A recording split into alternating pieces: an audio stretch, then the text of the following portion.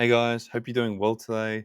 I want to make a quick video on why you can't rely on a single income nowadays. Now, I know a lot of people do. Obviously, most people aren't really into personal finance or investing too much. But the reality is, especially in Australia, especially in places like Sydney, where it's like super expensive, you really can't afford to rely on a single income. Even if you are in a marriage or a relationship of sorts, I think it's still the same case. You definitely need to have a couple of sources of income, and we'll get into why and how you can kind of organize it. But yeah, I've realized this over the last little while, and kind of put things in place to make sure I don't have a single income, and I guess a single source of um, you know a single source of income that could potentially disappear, and then I'm kind of cut off. So we don't want that, and that's what this whole video is about. So, why exactly isn't one income enough anymore, even though everyone, or not everyone, but most people are on a single income source?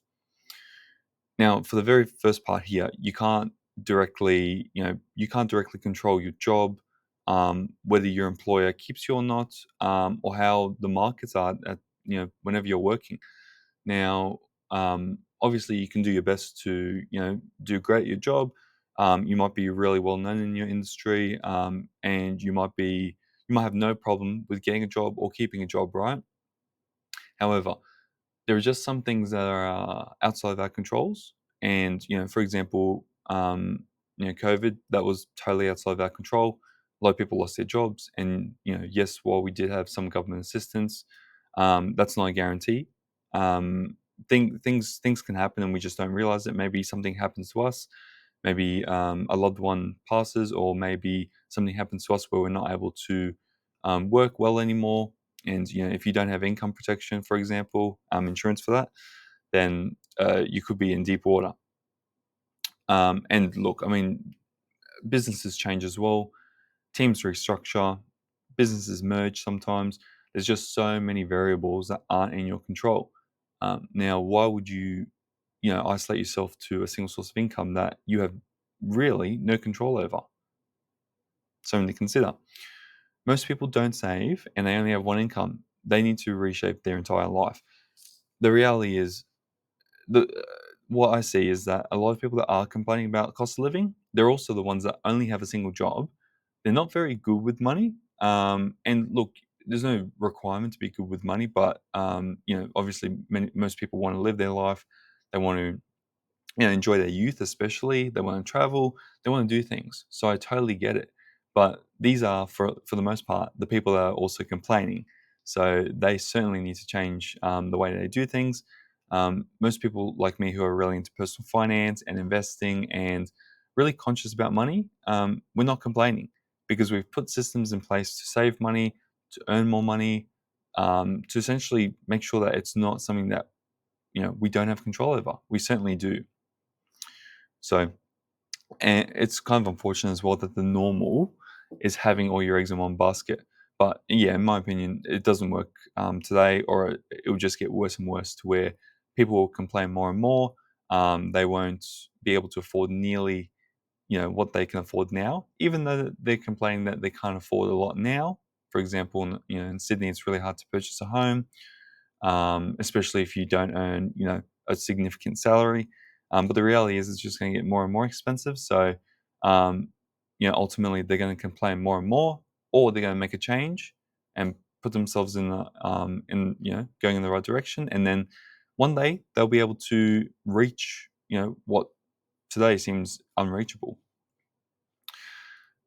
Now, a big reason for this is that really everything around us is outpacing normal wage growth.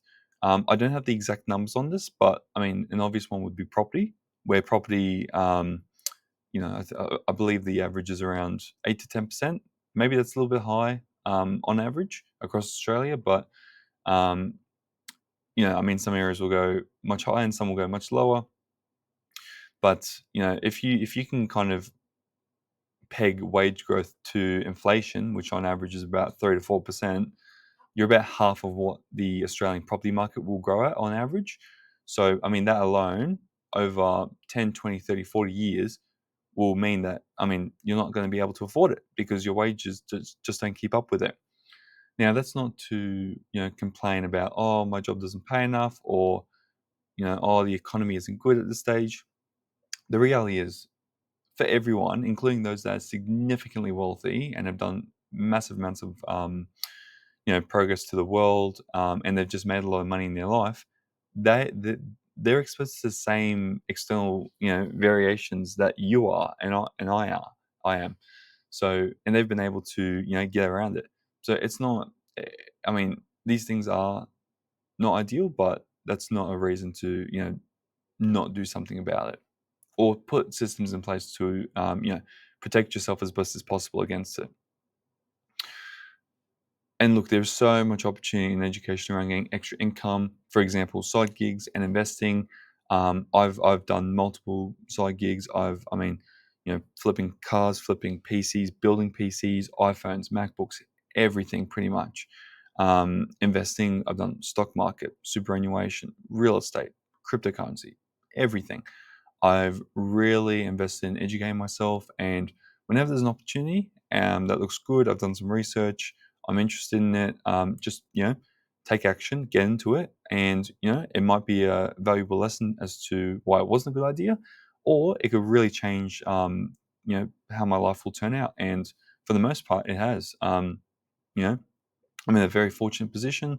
Obviously, job, family, etc., has something to do with it, but there's something to say for investing a portion of my day every day in education around personal finance and learning how I can improve my money situation.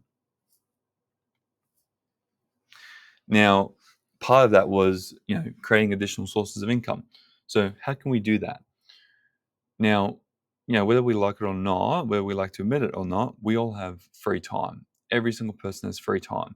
If someone like Elon Musk or Mark Zuckerberg, who, I mean, run multi-billion/trillion-dollar companies, have time to, do podcasts, do jujitsu, spend time with family, you can spend an hour a day, or even less, doing doing things that will put additional sources of income in your life. For example, I mean, an easy one is TikTok, or your time after work to relax. We all do need time to relax, but maybe it's not 3 to 4 hours. Maybe it's 30 minutes, and then maybe it's 2 hours towards an additional source of income, and then maybe it's 30 minutes towards family. So split it up better. I think most people aren't aware of how much time they're wasting.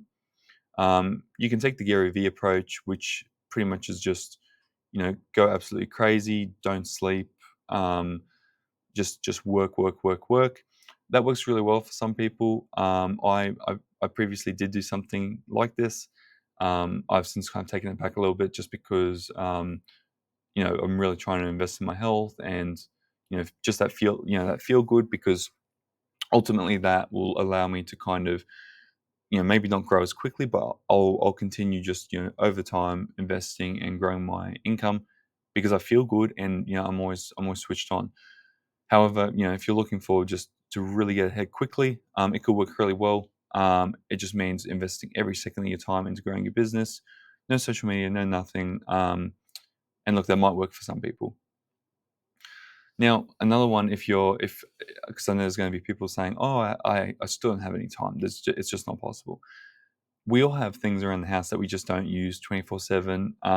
For example, you're not at your house 24/7. You're not in a car 24/7. I actually made a previous video on how you can utilize things like your car and your house to create additional sources of income. And these are really things that they actually don't have a connection with time, your time per se. They kind of sit there and do their thing regardless. So, for example, in that video, I spoke about how you could rent out some rooms in your bedroom. You could also rent out your car for when you're not using it. And look, some people would say, "Oh, I'm not comfortable with that, etc." It's like, if you say you don't have any time, and you say you're not comfortable with renting out some of your personal things, and you're complaining about money, I mean, something's got to give, right? Um, so that's up for you to decide. But there are certainly options. There's no such thing as there are no options. There are always options. If you're unsure, get some inspiration online from other creators. I've really benefited from this. I've done it a bunch and I've made good money out of it. For example, like I mentioned earlier, I've built computers, I've flipped electronics, I've rented out my car before, which actually paid for the entire car plus more, plus some, which was fantastic. And also consulting, that was something as well. I mean, I had to say it, but I actually even studied and worked full time. So I both studied full time and worked full time while I was doing this. This was I was mentioning before about my Gary Vee approach. Now, there are people who will work part time and study part time and not do any of this. And the reality is, I'm double as productive. I'm doing double as much as you. So I'm only going to get double as far, if not more, than where you'll go. So just keep that in mind. There are people who are working much, much harder than you are. They're not making excuses. They're doing a lot more. They're sacrificing a lot more, but they're gonna really benefit a lot more than you will. So keep that in mind whenever you're complaining or you're, oh, I don't know how to do this or this is impossible, because what you've considered impossible, someone else has done 10 times over. So now, once you've actually figured out a way to make money, you figured out another way to make money. It could be simple as another job, a second job on the weekends. This money can then be distributed into your investments, for example, real estate, the stock market, or crypto, like what I've done, and this will ultimately compound your returns. There is no, and I've made videos on this before, but there is no way you can really, really get wealthy without investing or creating a business or doing something to that degree. I mean, really, equity is where wealth is made. You can make good income from salary, etc., but equity is what makes real wealth. You can't really earn what Elon Musk or Mark Zuckerberg or these billionaires have. There's just not enough time. It's all through equity. So this will snowball over time and create financial freedom if done correctly, and if you've put in effort and you've gotten the right advice and you're putting in the right structures, etc. Now, a couple of tips and considerations for growing your income or getting another source of income is start with your strengths or things that you know. It'll make it a lot easier to start and more enjoyable. So, for example, if you're someone who really enjoys building computers, like what I did, it makes it much easier.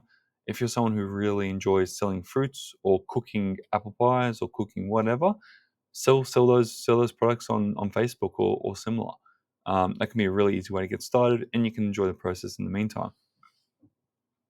Now, you definitely, and maybe you didn't expect me to say this, but you definitely want to also improve your life with some of the income.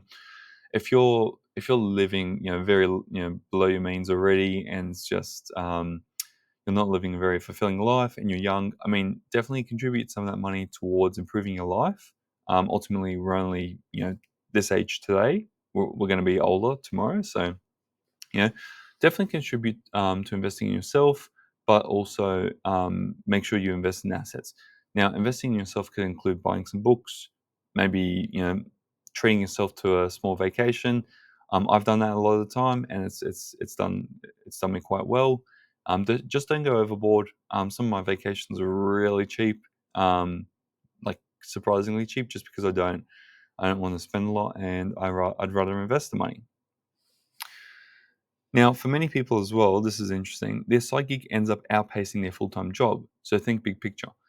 Don't be so small minded in thinking that, oh, one cupcake will only sell, for $5, and to do that a year, I need to sell 10,000 cupcakes. It might seem like a lot initially, but things kind of compound over time. When you start getting good at something, and when you're getting really good feedback, and when you're implementing that feedback, there are just ways to kind of scale things and compound. And whether that means you hire someone else, or whether that means you turn your job to part time instead, whatever it is, there will be ways that if you do really enjoy what you do and you're proving very successful, it can outpace your full time job, and that's a really great situation to be in. Another tip here, or I guess consideration, is that there are going to be taxes for the most part involved with what you're doing. Whenever you make money, there's likely going to be taxes. But there might also be some ways you can offset taxes if your business doesn't go so well or if it's really expensive at the start. So make sure you get some help if you end up being successful. Maybe not initially, because there are some rules around starting something for fun, and then when it becomes profitable, you might want to start looking at it. So just focus on you know doing the actual business or side gig for now, and then maybe get help in the future. Now, if it doesn't work, which I mean, for the most part, then it might not work because it'd be very unlikely. I guess it's not realistic to think everything you do will just work out initially. Well, if it doesn't work, just make sure to pivot and try something else. It's all about testing and refining over time. It's not like once you try something, if you fail, you stop. It's not that at all. It is really a long game. It is really about investing in the long run. It's all about resistance and resilience. And most people will quit initially. Most people want to start their own business, but once they realize how hard it is, they stop. Whereas other people, they'll just keep going and going and going. They'll take a lot of no's. They'll take a lot of late nights, etc., and they'll get there eventually. Um, and that's great because that's where they're probably meant to be versus those that quit after one bad moment. It's probably not meant for them. It's probably best that they either get a bonus at their job, or they get a promotion, or they pick up a second job where they don't have to, I guess, run their own business. So hopefully that's helpful, guys. I mean, there's so many reasons to get an extra source of income. There's so many avenues to go down. So there shouldn't really be any excuses, in my opinion. But yeah, if you guys have any questions, let me know down below. But otherwise, I'll see you guys in the next one. Peace.